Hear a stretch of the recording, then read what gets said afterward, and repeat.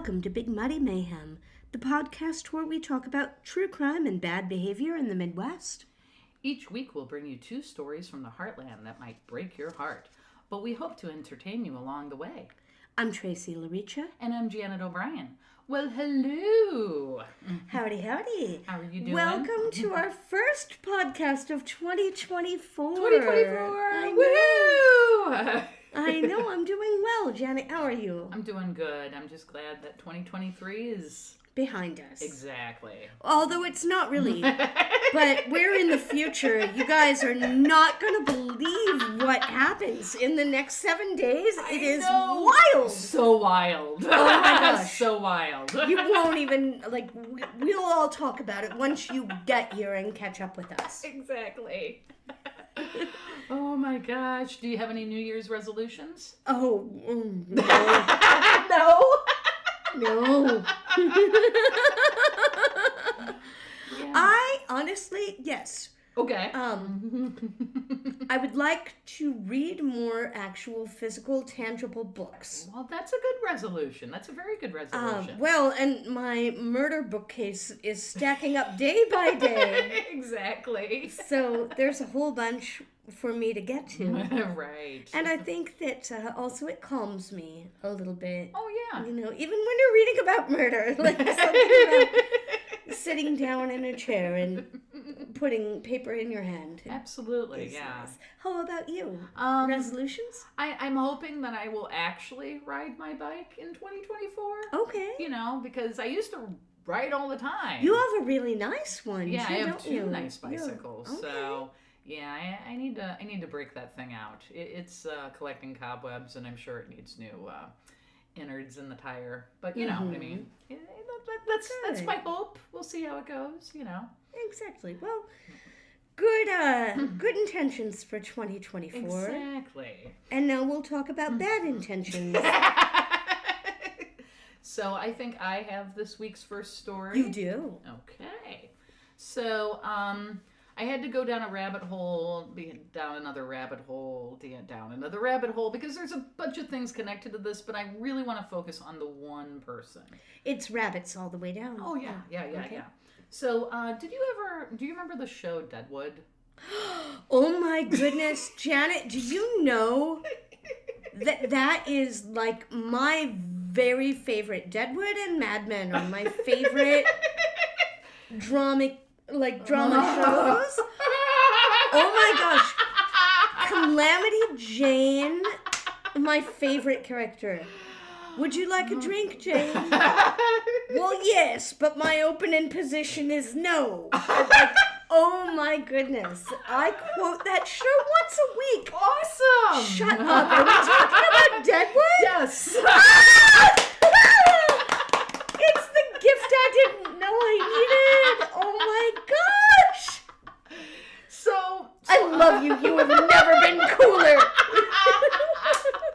So I never actually watched it. I've only seen a couple of blurps out of it. I am watching, I just started watching Justified, which is the... Timothy Oliphant. Yeah. Right. Yeah. He can get it. He hot. Oh, yeah, no. So... I don't even like a man with a mustache, but he can get it. So, anyway... I was trying to find a story, and then I find out about this other guy in Deadwood, in the city. Mm-hmm. I mean, well, city, quote unquote, Deadwood. And I was like, okay, I'll start doing something about him, and it's pretty interesting. And I was like, all right, there's a show about this. All right, there's a whole lot of people involved. So that's why my story kind of goes everywhere. I am also now never going to stop hounding you until you watch Deadwood because, oh my goodness, it's so good. Muddy Buddies, don't turn off the podcast yet. When the podcast is over, go watch Deadwood. Carry on. I am talking about Ellis Albert Al Swearengen. Yep. You have never been cooler. I picked the right story this week. I win! So, Ellis Albert Al, he goes by Al, Swearengen. He was a pimp, a pioneer, and an entrepreneur. For 22 years, he ran the Gym Theater, a popular entertainment venue and also brothel in Deadwood, South Dakota. Al and his twin brother, Lamel, they were born in Oskaloosa, Iowa in 1845.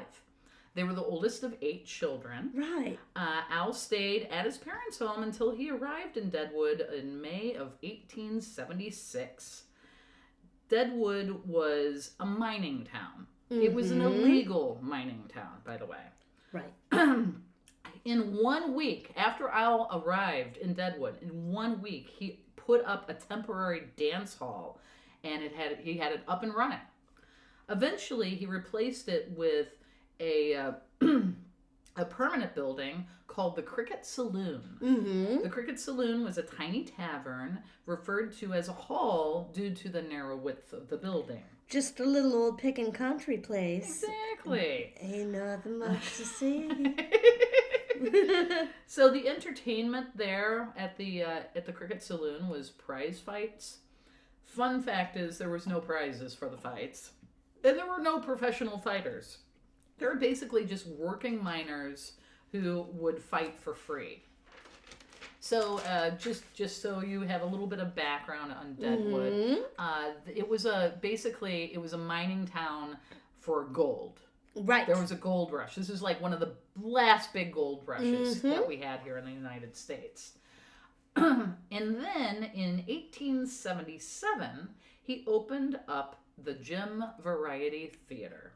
The theater was described by the Black Hills Daily Pioneer, neat and tastefully arranged as any place of its kind in the West. The theater offered prize fights, comedians, singers, dancers, and it did not hide the fact that it was also a brothel. Absolutely. You were either fighting or fucking in those days. Basically. Sorry for the language. But we put explicit on there. It's fine. But no, yeah.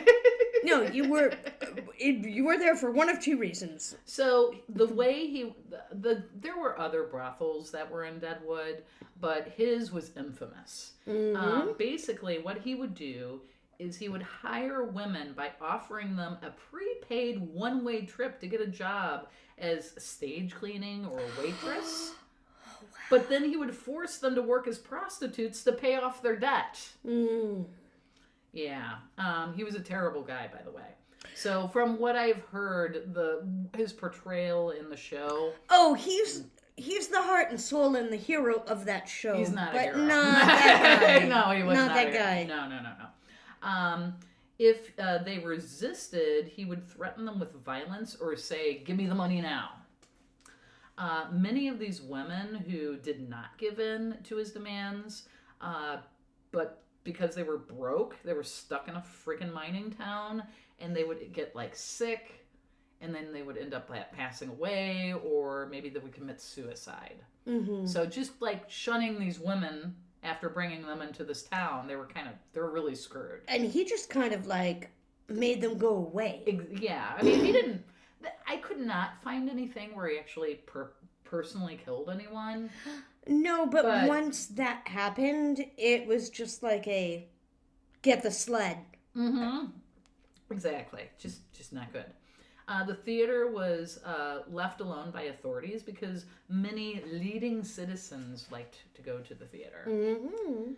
The description of the theater, there was a bar and seating for the show. In the rear of the building, there were several curtained rooms for the brothel. Women charged 10 cents for a dance, 20 cents for a beer, and $1 for a bottle of wine. Well... So on an average night, on an average night, this place brought in $5,000 and as much as $10,000 a night. Oh my goodness. Which is compared to 2022, $275,000 a night. Holy wow. That guy was rolling. Rolling in the money. Seriously. Well, the second oldest profession, let's face it. Right. Like you put $1 in a man's pocket, and the very Right. first thing he's going to do is spend it on boobies. Right, exactly. He gained the reputation of being a violent saloon, and gunshots inside the saloon was very common. Okay. So common that let's see here. At some point, one of the people who worked there, one of the brothel women, Trixie, who worked at the brothel, Yes. shot a man in the head after he beat her. He died 30 minutes later. Good for her. Yeah. And let's see here. Let me find some more information. Trixie is a she's a character in the character? show. Oh, yeah. Absolutely. In Nice. fact, she made some money on her own. So in the show Deadwood, she comes into the bank, like the very first bank in the town of Deadwood, and she puts down like a bag of money, and she's the very first person to make a deposit. And they're like, well, what's your name? And she says, Trixie.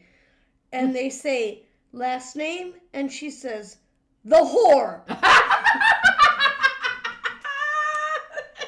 No, she's amazing. Awesome. That's writer's favorite character in that whole show. Awesome.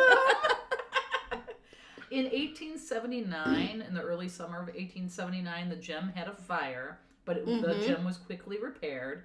But then in September of 1879, almost the entire town of Deadwood burnt down. There was 300 buildings. It was all wooden, and there weren't really a whole lot of the fire department was volunteer and sketchy at best. Yeah. A new theater, this is crazy, it burnt down in 1879 in September. The new theater was built and opened in December of 1879. It was 2 months. Well, what else have they got to do? The gym continued to prosper until 1899, until another fire took down the building, and Al, he soon left Deadwood. Mm-hmm. Now, Al, he turns up November 15th, 1904. Okay. Near Denver and Rio Grande Railroad tracks. A passerby found him. No one saw him die. Oh. The injuries were extensive. He had a fractured skull, broken ribs, legs were crushed. At that point in time, he was a minor, and all he had was a cheap watch on him, a knife, and a dynamite fuse and a cap from the mining work. So we're thinking natural causes? No. He was 59 years old. Wow. And the interesting part is that 2 months prior to that, he's the twin brother. Mm-hmm. His twin brother was shot by an unknown assailant just 2 months before his death. So, do we think that Lemuel was shot because he was mistaken for Al? Yes. Okay. So, he wasn't a good guy, right? So Al's personal life, him and his twin brother, again, they're oldest out of the 8 children, Dutch-American farmer by the name of Daniel Swearengen, and Kezia, it's Kezia. She went by Katie Montgomery. Okay. They lived in Oskaloosa, Iowa. Mm-hmm. They arrived in Deadwood. He arrived in Deadwood with a wife. When Al moved to Deadwood, he actually had a wife, Nettie, but she soon divorced him on the grounds of spousal abuse. Okay. This is a very common pattern with him. I know. They make him kind of such an anti-hero in the story, and I know that he probably was not that great. He was married to 2 other ladies after that, and they both of those ladies also divorced him for the same exact reason. He was kind of shitty to the women on the show, too. Right. Oh, was he? Oh, yeah. Oh, interesting. So then we kind of go into the fact that there's a show made about him. Mm-hmm. So from 2004 to 2006, we have the television series Deadwood. They did alter him to be English-born. Right. Ian McShane won a Golden Globe for Best Actor in the Television Drama in 2005 for playing Swearengen. Mm-hmm. The TV Guide in 2013 No, there's no old people here. TV Guide in 2013 named him number 6 as nastiest villains of all time. But you still kind of root for him. If you watch the show, you really do. Oh, I could see that. And then in 2019, they came out with the Deadwood movie. Right. It takes place in 1889. I made an entire evening of that, and like really? Oh, when that came out, no, I went over to Megan's house and like sat with Megan. Hi, Megan. And Todd. Hi, Todd. So and watched the movie because wow, I was so excited. But the TV show was canceled so suddenly. Right, and that's why they had to make a movie to and try nothing to wrap was it wrapped up. So they tried to like kind of put it back together, and like it was a little bit like a little too neat with a bow. Mm-hmm. But it was also. We needed some closure. Right. And then I did find another thing. Apparently, he did control the opium trade in Deadwood. Uh-huh. I mean, that totally makes sense. Now, there's several different characters that were found in the show that actually were real people that really were there during this time. Tracey, Jane. So I'm gonna start with Seth Bullock. Yes. He was a prominent citizen of Deadwood. He actually he moved there to start operating a hardware store, and then eventually had a hotel called the Bullock Hotel. But he was a sheriff in some other town at some point. So like there's a thing that happened where they were like, hey, we kind of need someone. And Sheriff. I will bring that up in a moment. I know what you're talking about, and I can't wait to get there. He became the first sheriff of Deadwood. He was not elected for the position. He was appointed by the governor of Pennington of Dakota Territory in March of 1877 because of his background. Kind of almost didn't want it. Right, exactly. Bullock was a sheriff for a whole 9 months. They ended up, like, 9 months later, they had an election. This guy won. He was sheriff for a while, and then they had another election. He tried to become sheriff again. Lost again, but that's okay. He did take his job during that 9 months very seriously. He deputied several residents, and he managed to never kill anyone. Completely, did not. He had a hard stare and a strong mustache, and that was how he ruled. He did have several run-ins with Al, and then in 1905, he was appointed marshal by Teddy Roosevelt.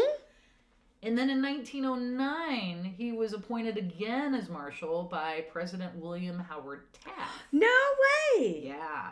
And then one of his last big sheriffy things that he did, or marshal. Sheriffy thing. I love you.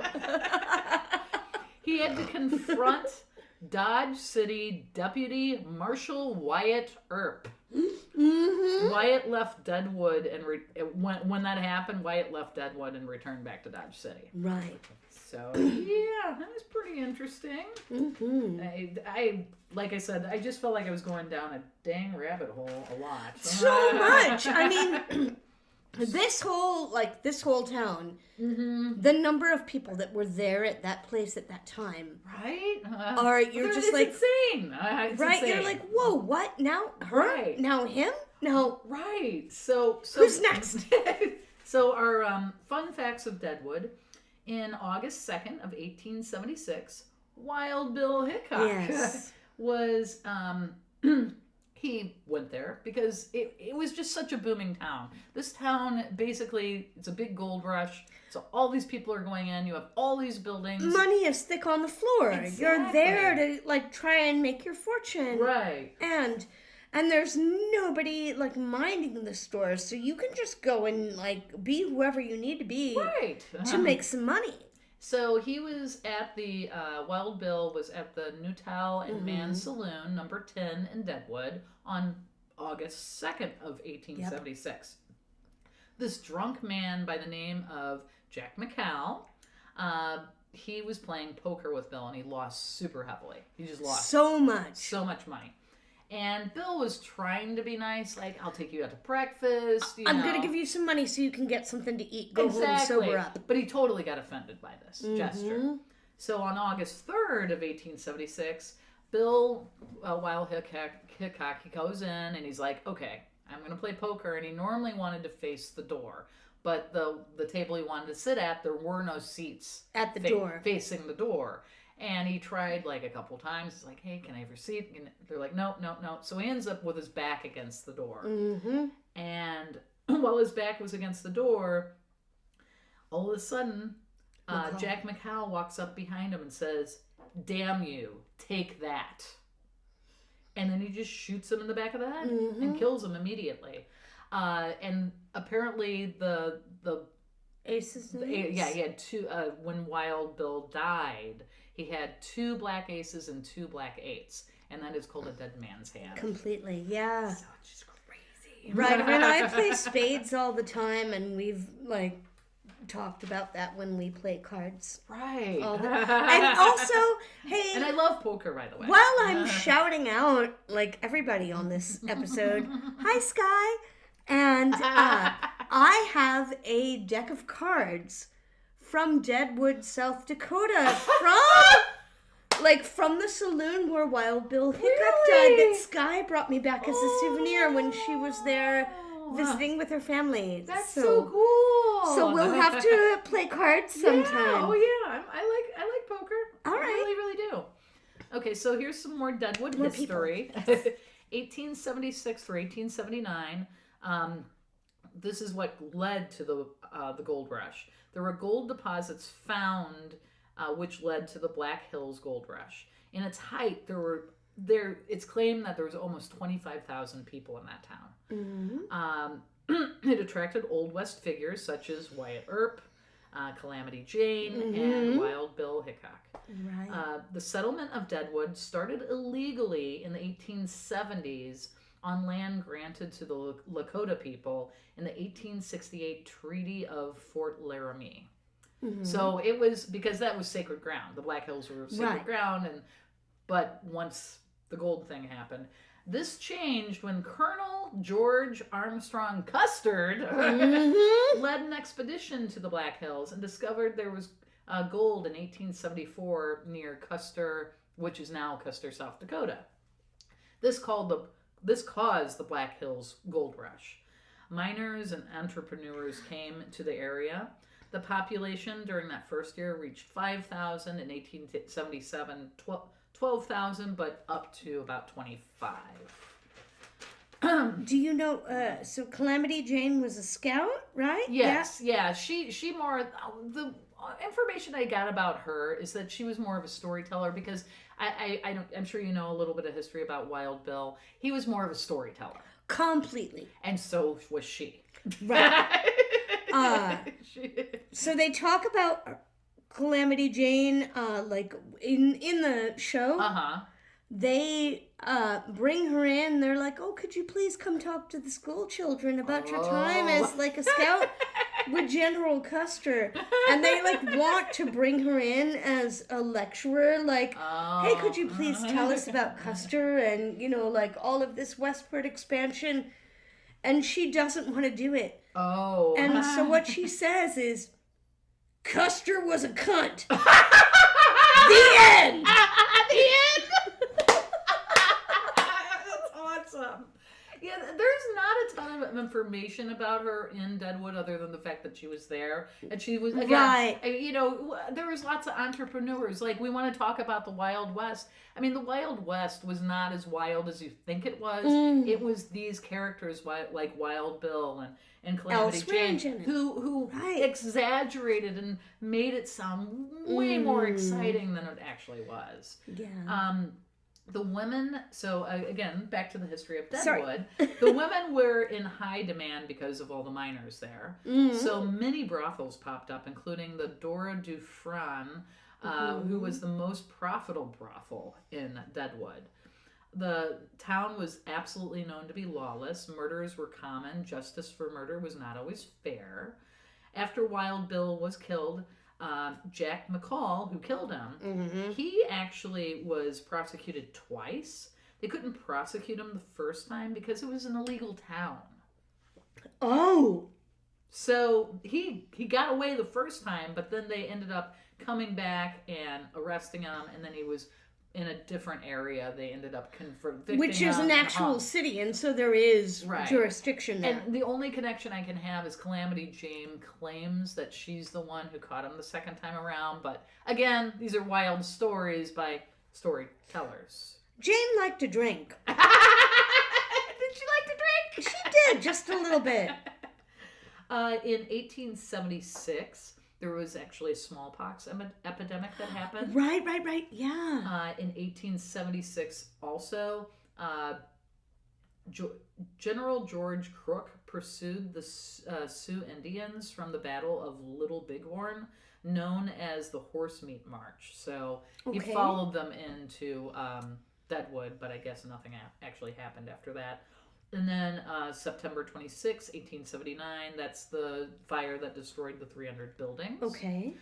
Also, there was a Chinatown that was in Deadwood. The peak population of Chinatown in Deadwood was 250 people. Mm-hmm. Most of the people who lived in Chinatown worked in service. They were like doing laundry, building railroads, right? And because it was a legal town and there were so many different people coming from everywhere, there weren't any restrictions on who could and who could not own property. Mm-hmm. So they actually owned their own property. So they were able to, they were able to just live there. And what I have heard is the show kind of exaggerates a lot of the racism against the Chinese who were living there. And really they think it wasn't that bad. Because these people were helping them. They were doing a service. Right. They had these businesses that people could go to and get stuff done, So, and there was apparently there was African-American people there. And it just, because there was so many different types of people there, people tended to be more forgiving. Well, and it is a very small town. But there is still also, I think some separation. Okay, well, we'll allow it to this point. Right. Yeah. But, I mean, the story started with Al, but then I had to go down the rabbit hole. That everything is else going there.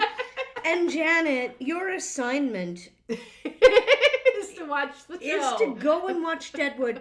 They really only did do, I think, 2.5 seasons. Mm. They had to kind of wrap it up.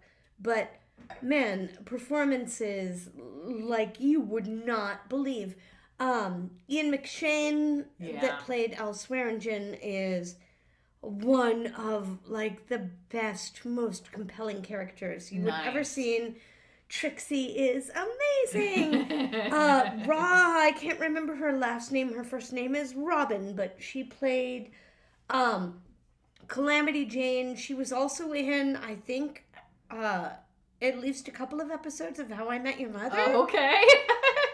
And when I found that out, I'm like, oh my gosh, she's such a fox in How I Met Your Mother. Oh, nice. But then in Deadwood, she's just sort of this rough, weather-worn, so crazy. Like I said, my very favorite scene with her is she shows up on the doorstep of somebody who is running a brothel and then has turned the brothel into a schoolhouse. Trying to go, to the good. Right, I got And she shows up on the doorstep and the school marm is like, well, what's your name? Jane? Well, please come on in. Can I offer you a drink, Jane? Well, yes. But my opening position is no. And nothing has ever made me laugh so hard as that line. It gets me every time. But yeah, that is amazing. I think Deadwood. What a wonderful way to start out 2024 with my literal, like, very favorite drama show. Awesome. Wow. Janet, that is Now I feel like I need to visit there. We absolutely, there's apparently not much else in Deadwood. Right. No. But I want to go there too. Uh-huh. So. Okay, so that's my story. Fantastic. You have a Oh my story gosh. for me? Yes, I No, not this week. do. Not this week. No, I do in fact have a story for you today. And I think I told you I started out looking at a story and I got like 30 minutes into my notes and I'm like, this isn't the Midwest. So I put mine together on the fly. That's okay. But it did end up being kind of an interesting story, and that is I'm going to talk to you about the Cleveland torso murderer. Ooh. Also known as the Butcher of Kingsbury Run. Okay. So there are 12 confirmed victims. This kind of starts out in the 1930s. Okay. 1931, we have our first victim. They kind of refer to her as the Lady of the Lake. Oh. Because she's found in a lake in Cleveland, probably Lake Erie. Right. Right? She has had some kind of chemical treatment done to her skin where they think that this has caused her to, like, not decay as rapidly. Interesting. She also doesn't have arms, legs, or a head. Okay, just the torso. Just the torso, and hence the name. So they find Lady of the Lake in 1931.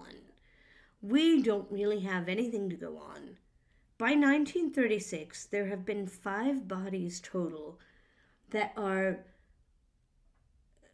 found in similar manner. Oh, and not we good. think that they're all in common. Okay. The one thing that we know for sure, they're all decapitated. Oh, wow.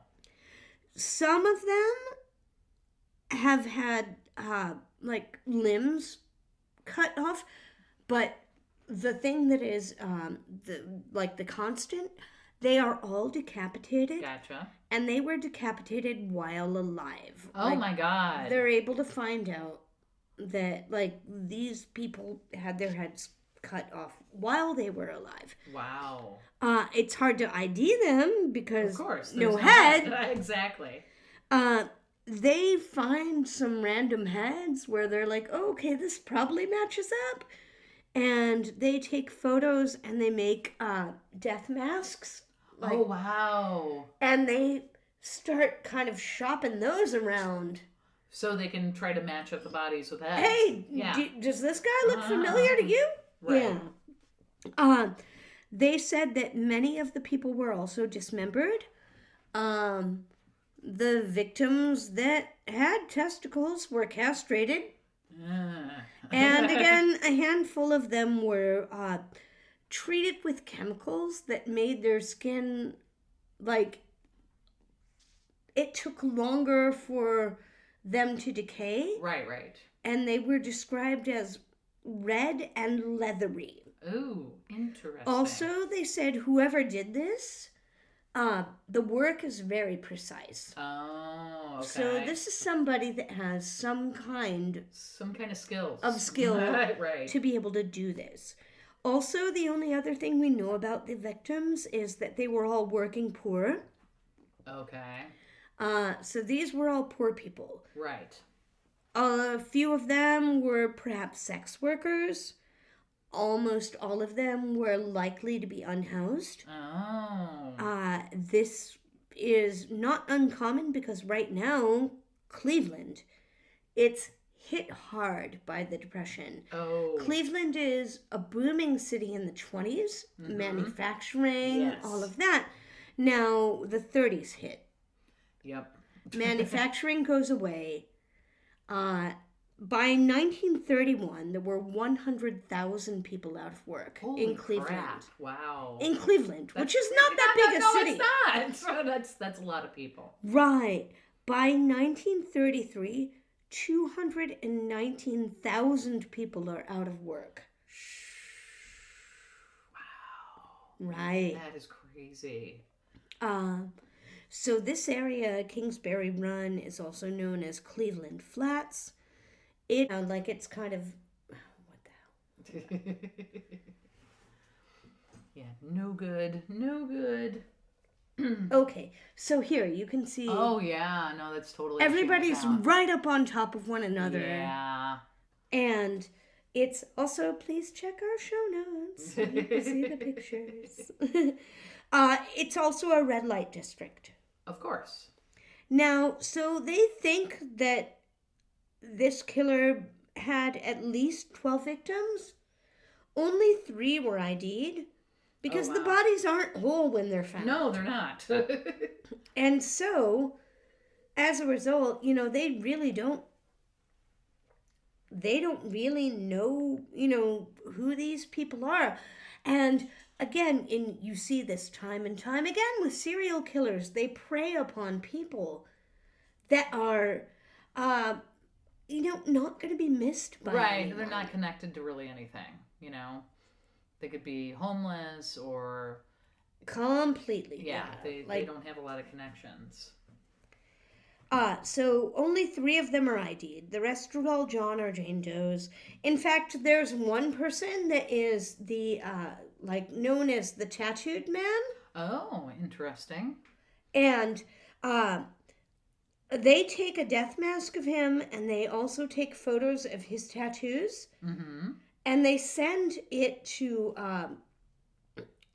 local people. They kind of take it around the town. And they're shown locally. Nobody really knows anything. But then they go to the Great Lakes Expo of 1936. And so the photos of these tattoos are seen by 100,000 people. Oh, really? And there's still nothing. Really? They still can't verify who he is. They still can't verify who he is. So no answers anywhere. People are in a panic. Enter Elliot Ness. Okay. Do you know who No, he I don't is? know who that is. Okay. I'm going to show you a picture because he's actually kind of hot. Okay. I don't know, but maybe I just have a bad picker, but I was just talking about Swearengen, and also Elliot Ness can get it. Yes, he can. I see him. He's got that what I would expect from 1920s, 1930s. The hair is slick, and he's got the part down the middle, and he's got a suit and the under, what is that called? He's got a tie. And, Cummerbund? And wait, no, like a vest. Vest. He's got a vest under it. Yeah, he looks very 1920s, 1930s. His eyes? Yeah. He's super intense. Uh-huh, yes. He would choke you, but you would like it. Yes. So Elliot Ness, he is the public safety director. He is young. He is super earnest. He is also the inspiration for a comic book character named Dick Tracy. No way. Yes. Wow. But he's not so successful in catching this guy, in this murderer. He claimed that he had a prime suspect, but basically, remember how there were all the Hoovervilles? Yes. He was like, okay, we're just going to go burn them down. What? Right, yeah, that'll do it. So he comes and they basically just set fire to all of these homeless encampments. Oh my God. Like kicking someone when they're down, yeah, right? No kidding. He claims that this is, and I quote, to catalog fingerprints, identify new fingerprints, and get possible future victims out of the area. So we're burning down your shacks for your own good. Oh my God. Over 300 people are displaced. Wow. After this, he also puts out some search teams, basically to run off more poor and unhoused people. Sure. And one of the people that he kind of puts out to do this is, hold on. It seems like this is a reoccurring thing where It kind of is. it really, really is. It's like, so let's displace the homeless people so they can't do anything bad, but you're displacing someone who doesn't have a home. Doesn't make any sense to me. completely. So one of his head investigators, this guy named Peter Murillo, MerYlo. Okay. He's the lead investigator. He goes undercover. No one has been a worse undercover agent since, like, this is some Huggy Bear type bullshit. For our younger listeners, Huggy Bear was a really bad undercover cop in a 70s TV show. Anyway, because it's all unhoused people and quote-unquote hobos, Right. Peter Murillo goes out undercover as one of these people. And, Janet, Tracey. I'm going to show you this picture. Okay. Oh, wow. Yeah, no, it's... Please tell the listeners what you're seeing here. There's a guy. He's wearing a hat. And his shirt doesn't look awesome, but he's got a jacket and he totally has that stick with something. A bindle? Yeah, at the like a hobo. He looks like a hobo. His hat is not creased. No, it's so like... His beard looks like it was drawn on It with does. a crayon. He looks like a hobo clown without the clown makeup. Completely. It's Emmett Kelly. Oh. It's so awful. Oh, God. Anyway, they send him out, and surprisingly, he doesn't discover anything. The spree goes on from 1931 to 1938. In 1938, the longest... Okay, I had to include this. There's not really much about this. Sure. But I couldn't skip over it. In 1938, one of the last, things that happened that seem to be attributed to this killer is a dog in Sandusky, Ohio. Okay. Is out with its owner. It's a husky in Sandusky. Yeah. And the dog comes up to its owner while they're out on a morning walk. Okay. And the dog has a leg in its mouth. Oh, no! No. I literally, like, this is why I keep mine on leash.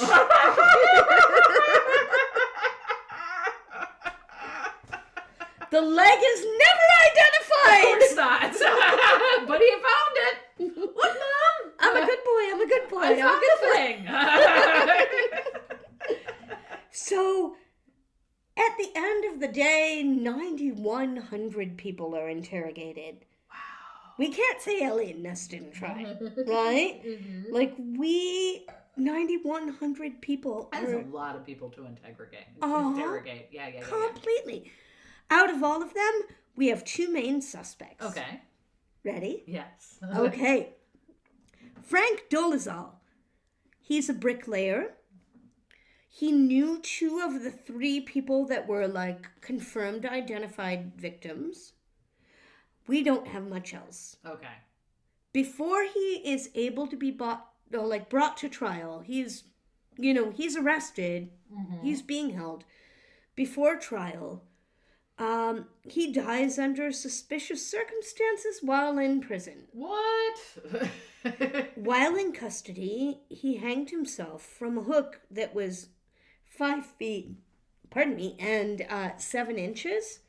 He was 5 feet 8 inches tall. Yeah, no, he did not hang himself. Also, the postmortem says that he had 6 broken ribs. Yeah, that's convenient, isn't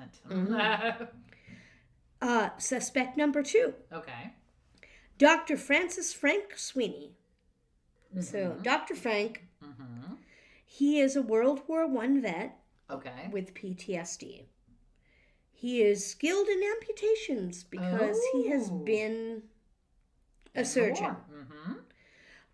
Big big time alcoholic. Oh, okay. Like, woof. Gotcha. Wow. Nerve damage from having been exposed to gas while he was in the service. Mm-hmm. And he had also frequently committed himself to rehab centers and or mental institutions. Okay. So they want to talk to him. Oh, yeah, absolutely. Elliot Ness basically has him kidnapped. It's late. There's a van. Dr. Frank is going car-by for a little bit. Nobody knows where he, his wife had left him. He's by himself. Mm-hmm. And no, they just come and get him. Wow. 3 days later, he is finally sober enough for them to be able to interview him. Wow. He fails 2 polygraphs, which we know are kind of bullshit science. Right. But more importantly, he's also got a first cousin who is a political opponent of Elliot Ness, who is up for re-election. Interesting. So Ness kind of can't say anything against this guy because it's going to look like that. Right. So he's already got egg on his face. He hasn't been able to close this murder. So he can't do anything with Dr. Frank. Frank is held for days, never confessed, and eventually they have to let him go. Wow. And Janet, I'm afraid that this is where the story goes cold. Really? All signs point to him. Any evidence that they have, though, is circumstantial. Right. They're not able to get a conviction. Wow. He commits himself again and ends up living out the rest of his life in an institution, and these murders are still unsolved. There was never anyone brought to trial. Ness continues, though, to get postcards kind of taunting him for not being able to solve the murder. Oh my God! that they think might have come from Sweeney. Wow. That is crazy. So that is the wild and unsolved story of the Cleveland torso murders. Oh my goodness. My sources today were, as always, Wikipedia, Cleveland.com, the Cleveland Police Museum.com, which seems like someplace we ought to visit. Exactly. And also some notes and photos from the Unresolved podcast. Oh my gosh. Wow, that was a great story. Thank you. Maybe one day they'll figure it out, but I know. That is well, Cleveland's not so far away. And a police museum? Exactly. I want to go to that. I want to go to that as well. So I think this is where we should take a break. We'll take a little break, and we'll be back for What's Nice. We'll be back for What's Nice. If you like being a Muddy Buddy, here are some additional ways you can support the podcast. We have merch available, and the link to our storefront is available in the show notes. You can also support us through Patreon to help us offset the cost of producing and publishing the show. And of course, we would love it if you would leave us a 5-star rating and a kind review. Now let's return to What's Nice. Welcome back. Welcome back. And now I think it's time for us to talk about what's nice here. Absolutely. I'm going to start first. We're talking about Deadwood again, right? Mm-hmm. So I'm going to talk about what's nice, the Broken Boot Gold Mine. Okay. So in 1876, in the spring of 1876, there was, the big gold rush, the last big gold rush of the United States in the Black Hills. Olaf Seim, S-E-I-M, and James Nelson, they came to the Black Hills, and they dug a mine just outside of Deadwood in 1878. Oh. It was known as Seim's Mine, so it was named after Olaf. It produced about 15,000 ounces of gold over 26 years, which is actually not very much. However, they also had fool's gold, which is it's an iron pyrite. Mm-hmm. This metal was also in demand because it was used to make sulfuric acid, which was used to process real gold. Oh, So wow. they made more money off the fool's gold than the actual gold. Wow. Isn't that crazy? That is... Have you ever had fool's gold candy? Yeah. Oh, no, not candy, no. No, it's sort of like peanut brittle without peanuts in it, and it puffs up. Oh, neat. Yeah. Awesome. So they ended up using this. The mine was made more money with the fool's gold. The mine ended up closing in 1904. Uh-huh. It was reopened in 1917 during World War I because they were using that sulfuric acid to process things, and then it was reclosed in 1918. So it was only open for a year. Oh my gosh. Scene's mine sat vacant for 36 years. Mm-hmm. And then in 1954, Deadwood businessmen asked to purchase the mine from Olaf Seam's daughter and turn it into a tourist attraction. Because, there was a lot of, Western stuff is super crazy in the 50s, completely. right? Everybody's got, everybody kind of wants to go and see the places and where did they go? And... Exactly. So they want to turn it into a tourist attraction. Okay. So she doesn't sell it to him. She ends up leasing it to him. Smart. And when they're renovating it to make it safe for tourists to come through, they find an old worn boot in the mine. It's in this little back area of the mine. And so she ends up rechristening the place, and she calls it the Broken Boot. Oh, so that's how it ended up getting the Broken Boot name. Currently, it is still operating as a tourist attraction. You gotta have a gimmick. It's owned by a non-profit, the Broken Boot community. There are summer tours. They start for 2024. They will start on May 25th of 2024. Nice. Regular tours, depending on your age, like 5 and below, it's $0, and then it goes up to $8. I assume that's affordable. Oh yeah, and I assume towards October that's when they start doing their candlelight ghost tours for $10. Ooh. Right? So here's some pictures of it. This is just one of the where you would walk through. Oh, okay, yeah. And then there's a map of it. Okay, so it's shaped almost sort of like a large capital A. Right. But then also with some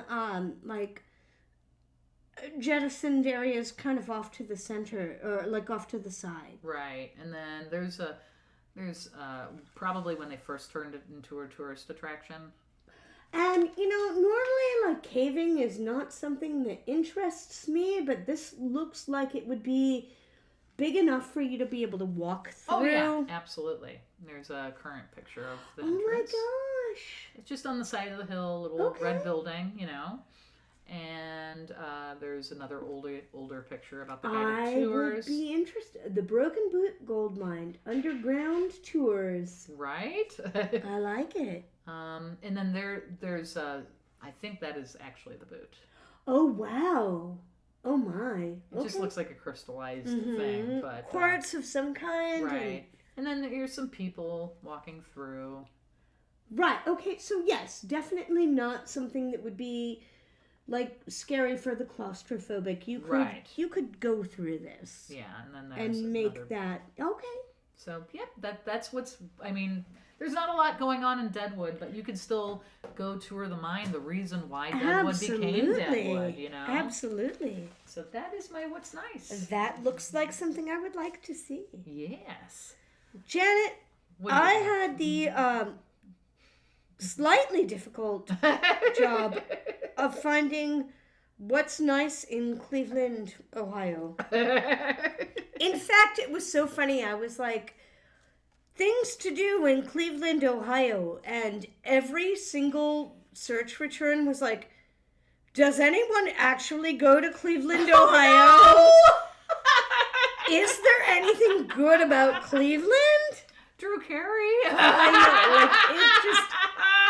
It was, man, being from St. Louis, Missouri, it was a little refreshing to see somebody shit on another city. As hard as they did about Cleveland. But I did find something nice. Okay. And that is the Lakeview Cemetery. Okay. It is a beautiful historic cemetery with a number of famous graves. And they are known in particular for the Hasselrod angel. Oh, okay. The Hasselrod angel is named for Francis Hasselrod, who was a canning mogul. Okay. And this is the angel that looks over his tombstone. Oh, okay.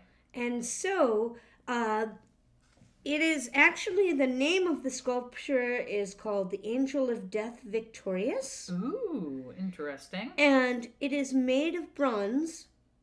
And what is particular about it is that the bronze aging and the way that it is sculpted has meant that as the angel has aged, black tears seem to run down her face. Okay. Oh, wow. I'm going to show you. Yeah, no, I see it. So the angel, I'll describe it. It's sitting down. The wings come up around its side and then over its head. It looks like it's holding a staff or something out in front of it. And the eyes, there's definitely black marks going below the eyes, like it's been crying. That is really crazy. I'm going to show you a picture of like a closer up. Wow. Yeah, a little creepy. Mm-hmm. It's definitely on the creepy side. So it is a little creepy, and like I said, it's due to the aging of the bronze and time. But the bronze sculpture was made specifically so that would happen. Wow. To make it weeping. Mm-hmm. To so make crazy. it a weeping angel. So it's a little creepy. It's also really beautiful. Right, yeah, And very much. you can find it in Lakeview Cemetery. And to kind of bring us back around again, another thing that you can find in Lakeview Cemetery is the grave of Elliot Ness. Of course. So Full circle. that's what's nice here. That is awesome. And that concludes our first episode of 2024. 2024! Yay! We really, truly, we say it all the time, but really, we appreciate you. Thank you so much for listening. Absolutely. Thank you so much. We really appreciate it. I hope you enjoy these stories a lot. Mm-hmm. We enjoy telling them. Absolutely. And so I think we're going to close out by saying, Stay Midwest nice. stay Midwest nice.